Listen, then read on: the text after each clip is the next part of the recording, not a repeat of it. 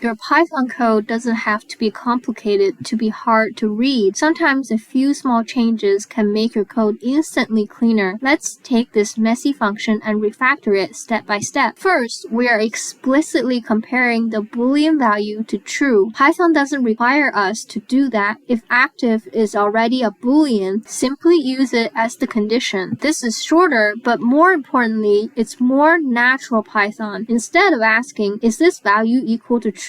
We're simply asking, is this value true? Now look at all this nesting. We have an if inside an if inside another if. The deeper the indentation goes, the harder it's becoming to see the actual logic. We can simplify this by combining the conditions. Now the three requirements are visible on one level. The user must exist, the user must be active, and the user must be at least 18. But we can go one step further. Notice what this function is actually doing. It's checking whether a condition is true. If it is, return true. Otherwise, return false. That's exactly what the condition itself already gives us. Now we've reduced the entire function to one statement. But wait, there's something important here. If user.get in brackets age returns none, this comparison will cause an error. So blindly making code shorter isn't the goal. We need to make sure our refactoring preserves the behavior we actually want. Depending on your application's rules, you might handle missing data differently. This is why good refactoring isn't simply about deleting lines. In fact, I'd probably choose this version for production code. Why? Because the first line handles this special case. There is no user. Then the remaining code answers the actual question, is this user active and at least 18? Sometimes slightly more code is actually cleaner code. So what did we actually change? We removed unnecessary Boolean comparisons, we reduced deep nesting, and eliminated unnecessary temporary logic, and we separated special cases from the main condition. Here's a simple rule you can use when your Python code starts getting messy. When you see code that's deeply nested, ask, can I handle the exceptional case first? Then return early. And when you see code that says, if condition :